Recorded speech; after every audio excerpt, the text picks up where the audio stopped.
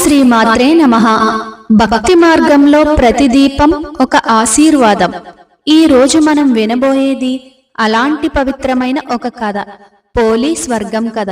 భక్తితో దీపం వెలిగించిన ఆ చిన్న కోడలిని అత్తగారు అడ్డుకున్నారు. కాని చివరికి ఆమె స్వర్గానికి పుష్పక విమానంలో వెళ్ళింది. దీపం వెలిగించడం పాపమా? అత్తగారి దుర్బుద్ధి ముందు కోడలి భక్తి ఎలా దేవుణ్ణి కదిలించిందో తెలుసా?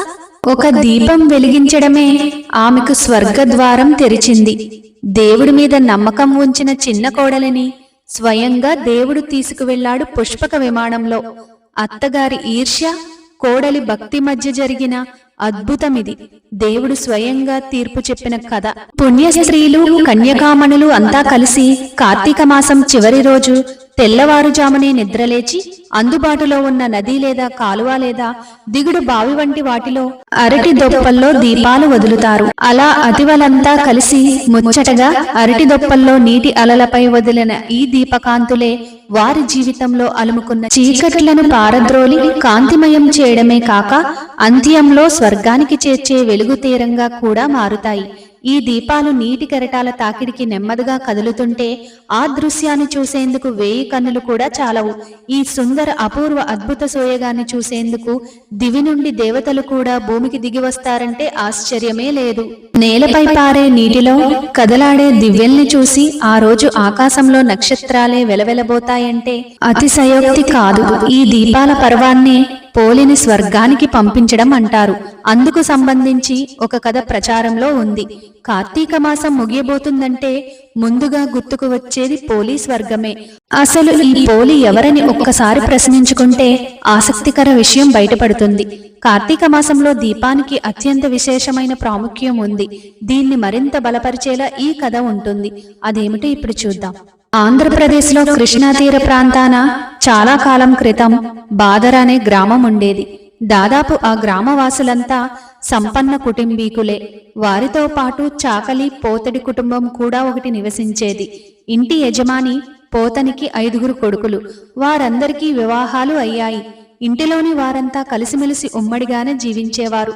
వారందరిలోనూ చిన్న కోడలు పేరు పోలి. ఆమెకు చిన్ననాటి నుంచే దైవం మీద అపారమైన భక్తి, పూజలు, వ్రతాలంటే విశేషమైన ఆసక్తి. కానీ ఆమె అత్తగారు మాలికి ఈమె భక్తి అంటే గిట్టేది కాదు. తాను చేసేదే దైవ పూజ అని, వేరెవరు చేసినా కాదని అనుకునే మనస్తత్వం కలది మాలి. దాంతో పూజలు, ఆచారాలు పాటించాలంటే తనకు మించిన వారు వేరెవరూ లేరనేదే ఆమె అహంభావం. ఈ విషయాన్ని మిగిలిన కోడళ్లంతా గ్రహించారు. దాంతో వారంతా ఆమె మెప్పు పొందేందుకు ఆమె ఎంత అంటే అంతా అంటూ వంత పాడేవారు. దాంతో ఆమె చిన్న కోడలిని వదిలి ఎక్కువగా ప్రతి విషయంలోనూ 4 కోడళ్లతోనే కలుపుగోలుగా ఉండేది. తనకు జరుగుతున్న అన్యాయాన్ని భర్తకు చెప్పుకుందామన్నా అతను కూడా అమ్మ మాటకు ఎదురాడలేక బదులు పలికేవాడు కాడు. మామగారు కూడా అంతే.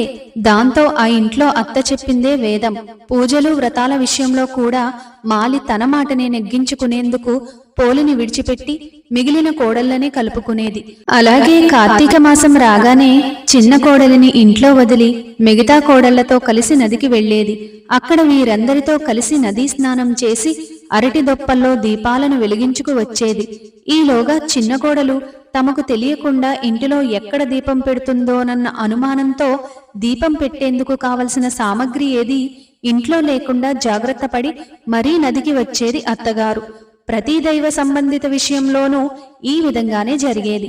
మనసుంటే మార్గం ఉంటుందన్న మాదిరి మనసులో దైవాన్ని నమ్ముకోవాలే గాని అనుకున్నది నెరవేరేందుకు తగిన మార్గాన్ని భగవంతుడే చూపిస్తాడు.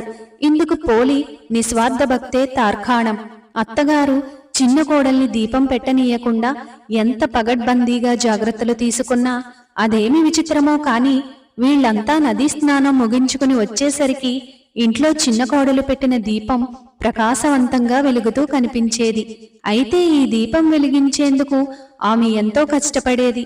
అయితే ఆ కష్టాన్ని కష్టంగా కాక ఇది భగవంతుడు తనకు పెడుతున్న పరీక్షగా భావించి ఆయన్నే మనసులో స్మరించుకుంటూ పెరట్లో ఉన్న పత్తి చెట్టు నుంచి కొద్దిగా పత్తిని కోసుకుని దాంతో వత్తి చేసేది.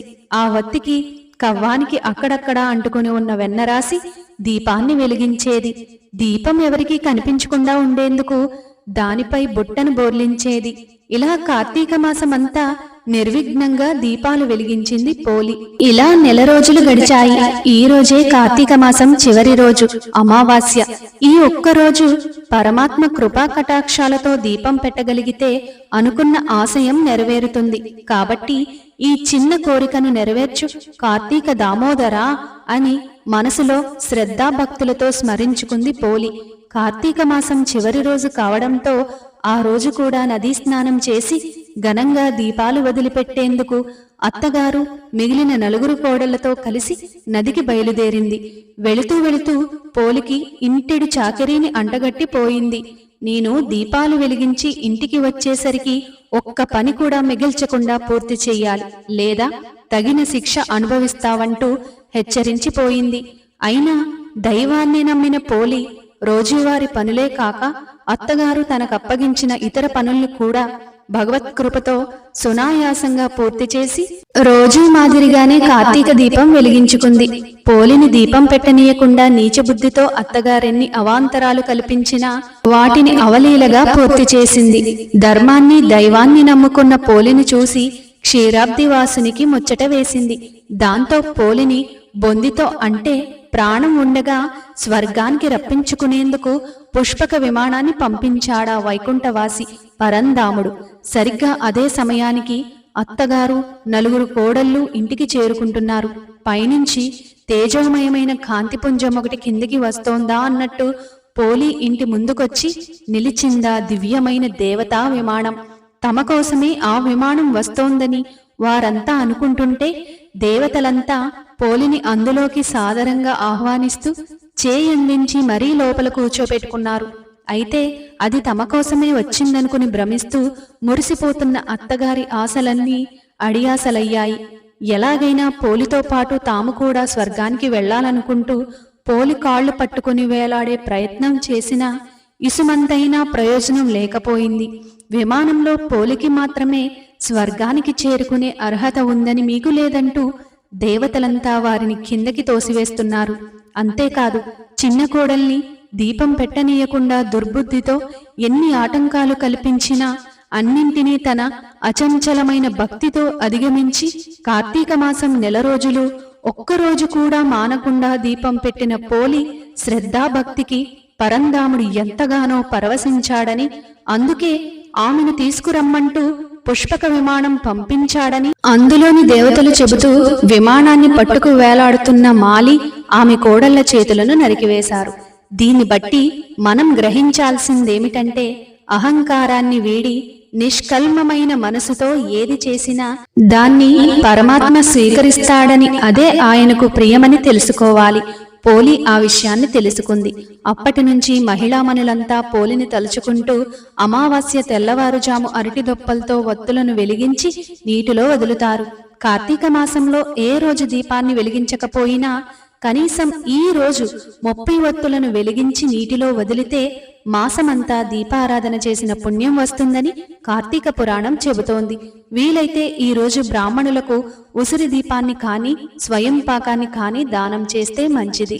పాపం ఎంతైనా చిన్నదో పెద్దదో కాదు, పశ్చాత్తాపం హృదయం నిండా ఉంటే దేవుడు మనకు కూడా స్వర్గం చూపిస్తాడు. వీడియోని చూసిన ప్రతి ఒక్కరూ లైక్ చేసి మీ అభిప్రాయాన్ని కామెంట్ రూపంలో తెలియజేయండి.